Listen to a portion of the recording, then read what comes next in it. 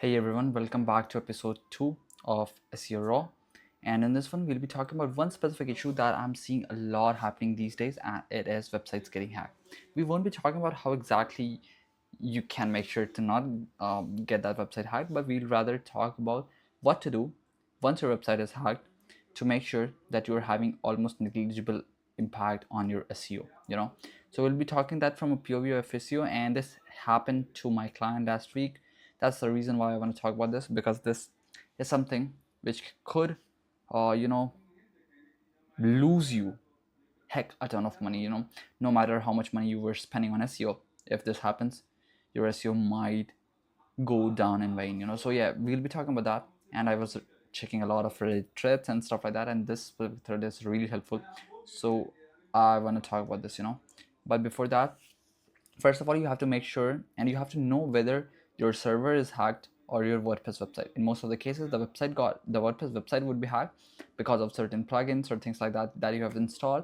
So you have to uninstall each of them and check which plugin is causing the issue. Now you can do that using WordFence. That's a plugin, and there are other as well.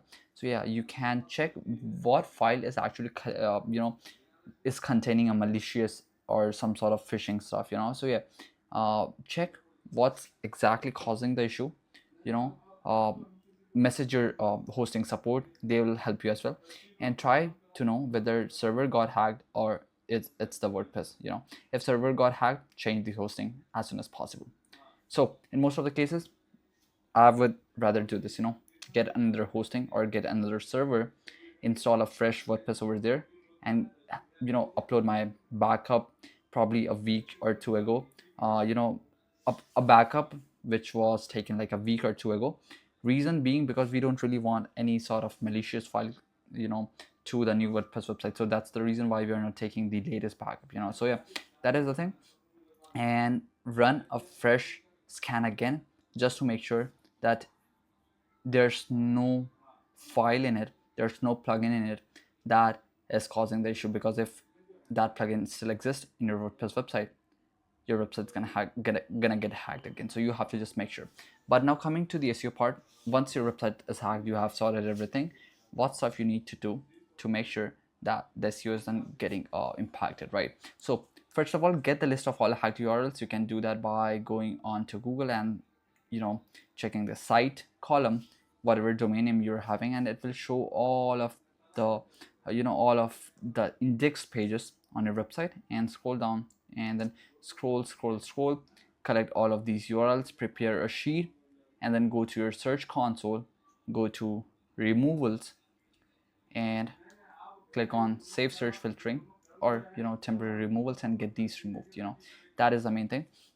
Now, coming to this point, because this is very important, make them the status of 410 and not 404. 404 is basically unavailable, but 401 is basically permanently removed.